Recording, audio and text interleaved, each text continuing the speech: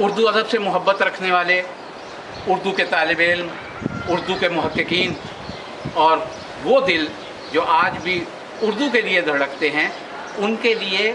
یہ شاید بہت بڑی خبر بھی ہو اور یہ سرمایہ بھی ہو کہ یہ مقبرہ آزاد جو کچھ چھوٹی سی معمولی سی قبر نہیں ہے، ایک بہت بڑا مقبرہ ہے جسے دور سے نظر آتا ہے۔ مجھے یقین ہے کہ ارباب بست و کشاد اور صاحبان رائے اس کی طرف توجہ دیں گے اور پھر ایک بار اس بات کا آیا ہوگا کہ جس طرح مولانا محمد حسین آزاد کا یوم وفات برسوں تک تسلسل سے منایا جاتا رہا کہ پہلے یہاں پھولوں کی چادر چڑھائی جاتی تھی اور پھر سینٹ ہال پنجاب یونیورسٹی میں جلسہ ہوا کرتا تھا جو رات گئے تک جاری رہتا تھا، شاید کسی سطح پر اس بات کا آیا دوبارہ سے ہو سکے۔ مولانا محمد حسین آزاد کی اس قبر کے علاوہ اس خطے میں یہ گامے شاہ کے اور بہت سی نادر قبریں ہیں۔ جیسے مولانا آزاد کے اس مقبرے کے بائیں جانب اگر آپ دیکھیں تو پاکستان کے اولی دور کے بہت بڑے خطیب اور بہت بڑے عالم دین حافظ کفایت حسین قبلہ کی قبر مطہر ہے۔ حافظ کفایت حسین ندوۃ العلماء دلی لکھنؤ سے تشریف لائے تھے اور انہوں نے اپنی ابتدائی مجالس جامع علامہ حیری وسن پورے میں پڑھی تھی اور اس کے بعد نثار حویلی میں ایک طویل عرصے تک مجالس پڑھتے رہے۔ حافظ کفایت حسین کی قبر کے ساتھ دوسری قبر جو ہے وہ طوطی شکر مکال اور بہت بڑے اپنے عہد کے عالم اور عالم دین مولانا اظہر حسن زیدی صاحب کی یہ قبر ہے۔ اظہر حسن زیدی صاحب ذاکرین اور علماء دین کی اس فہرست میں آتے ہیں جنہوں نے بر صغیر میں اور خاص طور پہ پاکستان پنجاب میں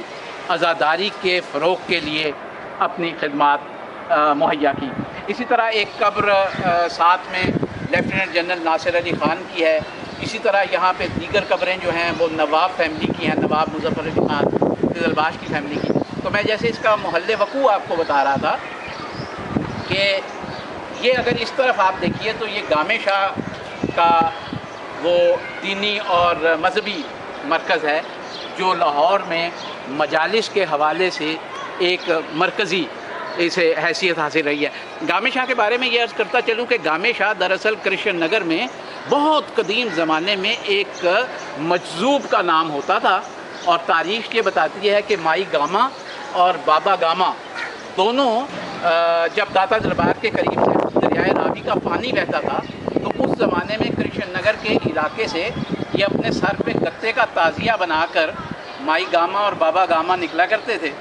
اور پھر جب بابا گاما کی وفات ہوئی تو ان کی قبر یہاں پہ بنائی گئی۔